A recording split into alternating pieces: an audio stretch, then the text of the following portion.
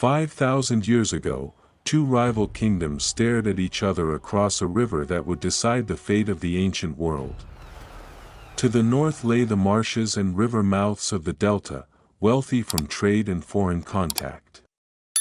To the south stretched a narrower, harder land of sun-baked cliffs and disciplined farmers who had learned to survive where the desert pressed in on both sides. Between them ran the Nile, the only reason either kingdom existed at all.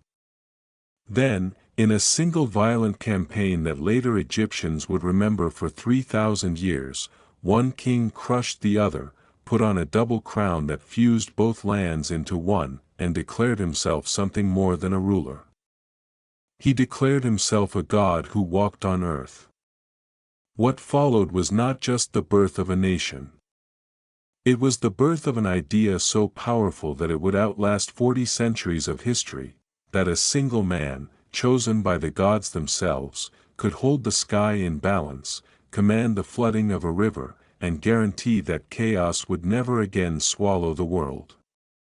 This is the story of how that idea was born, how it built the largest stone structures human hands had ever raised, and how the first true state on earth learned to feed 1 million people, organize an army of laborers, and convince every one of them that their king was not merely powerful, but eternal. Before there was a single Egypt, there were two lands, and the difference between them shaped everything that followed. Upper Egypt ran along a narrow ribbon of the Nile Valley in the south, hemmed in by cliffs and desert, where villages depended entirely on the river's yearly flood to survive. Lower Egypt spread out across the wide, marshy delta in the north, closer to the Mediterranean and more exposed to outside trade and outside danger. For centuries these two regions developed separately, each with its own traditions, its own local gods, and its own emerging rulers. Archaeological evidence from sites like Hierakonpolis and Naqada shows increasingly powerful chieftains in the south, accumulating wealth, commanding labor, and being buried with growing ceremony. Pottery, ivory carvings, and early hieroglyphic inscriptions all point to a society organizing itself around powerful individuals long before any single king claimed the whole valley. The turning point, as later Egyptian tradition remembered it, came around 3100 BCE, when a southern ruler conquered the north and unified the two lands. Egyptian king lists and later temple reliefs credit this unification to a ruler named Narmer, and the famous Narmer palette, a ceremonial slate carved with remarkable detail, shows a king wearing the white crown of Upper Egypt on one side and the red crown of Lower Egypt on the other, smiting an enemy and inspecting the bodies of the defeated. Whether Narmer was a single historical individual or a symbolic figure representing a longer process of conquest and absorption remains debated among historians, but the underlying event is not in doubt. Egypt became one kingdom, and its rulers began wearing a double crown that combined both the white and red crowns into one symbol of dual kingship, a visual reminder that the pharaoh's power rested on holding two very different lands together as a single whole. This unification created something the ancient world had rarely seen before, a centralized state stretching along a single river for hundreds of miles, governed by one administration, one system of writing, and one religious ideology. The Nile itself made this possible. Its annual flood, arriving with remarkable regularity each summer, deposited rich black silt across the fields, and this predictability allowed Egyptian farmers to plan, store, and eventually produce enormous agricultural surpluses. Where other early civilizations struggled with unpredictable rivers or unreliable rainfall, Egypt could count on the Nile almost like clockwork.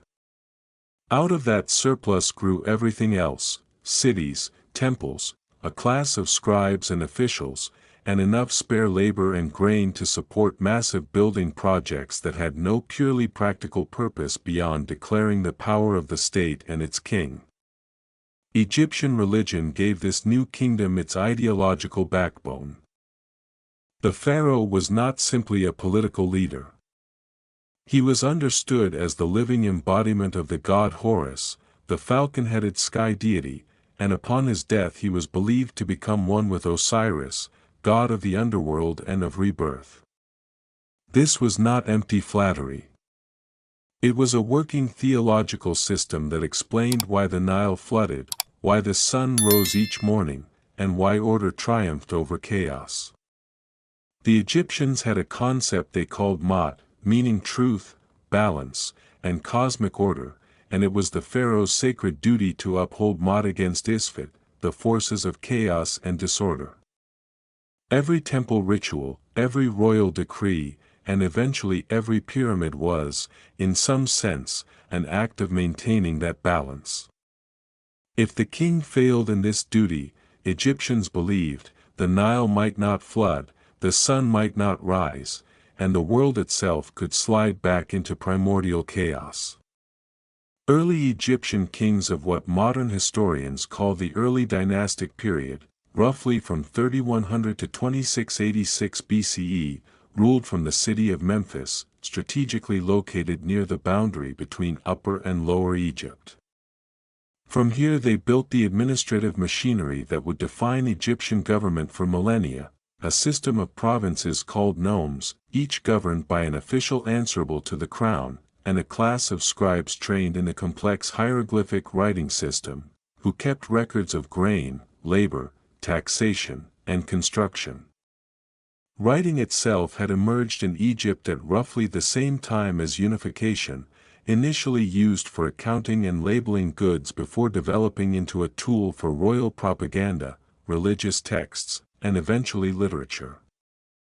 This bureaucratic sophistication, often overshadowed by Egypt's monuments, was in many ways just as remarkable an achievement, since it allowed a single government to mobilize resources across hundreds of miles of territory using nothing but papyrus, ink, and trained officials.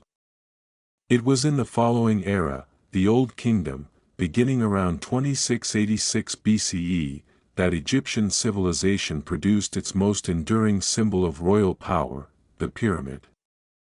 The first true pyramid was commissioned by King Djoser and designed by his brilliant architect Imhotep, a figure so respected that he was later deified and worshipped as a god of wisdom and medicine. Djoser's step pyramid at Saqqara, built by stacking progressively smaller stone platforms atop one another, marked a revolutionary departure from earlier mud brick royal tombs called mastabas.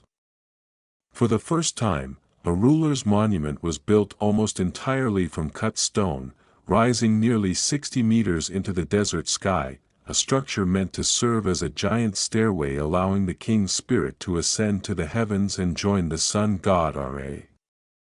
Within a few generations, Egyptian engineers had perfected this technology further, producing the true smooth-sided pyramid form during the reign of King Sneferu, who built several pyramids in succession, essentially experimenting his way toward the correct geometry after earlier attempts, including the famous bent pyramid, revealed structural miscalculations that had to be corrected mid-construction.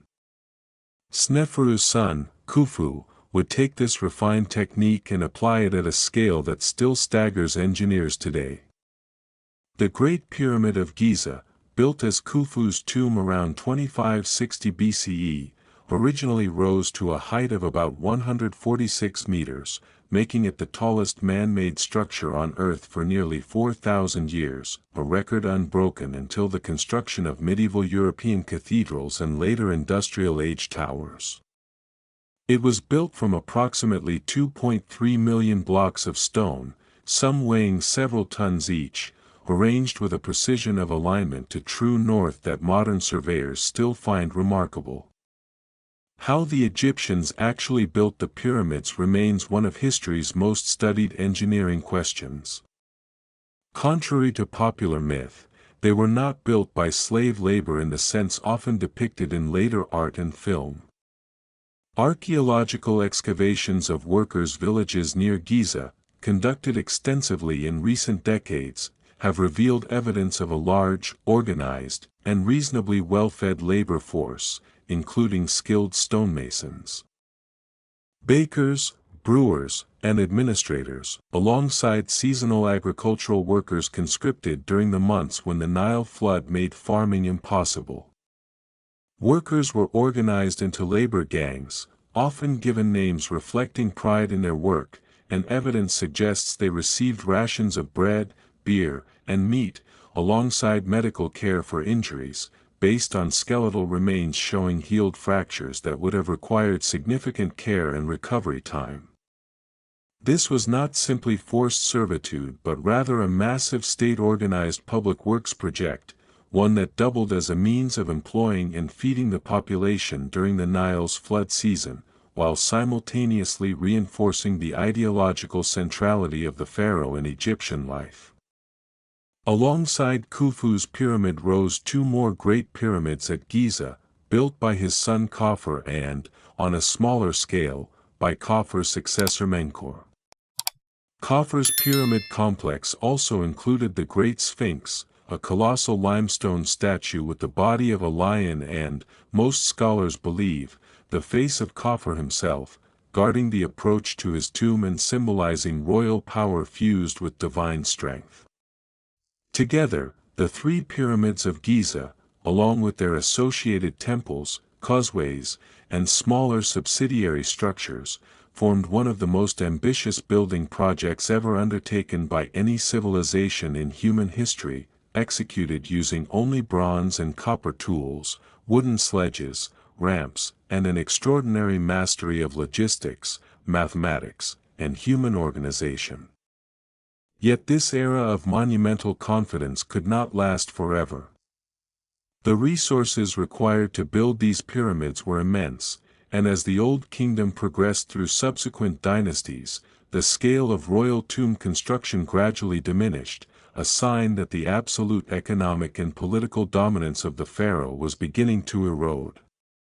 Regional governors, the nomarchs, who had once served purely at the pleasure of the king, began accumulating hereditary power and wealth of their own, building increasingly elaborate tombs in their own provinces rather than near the royal capital.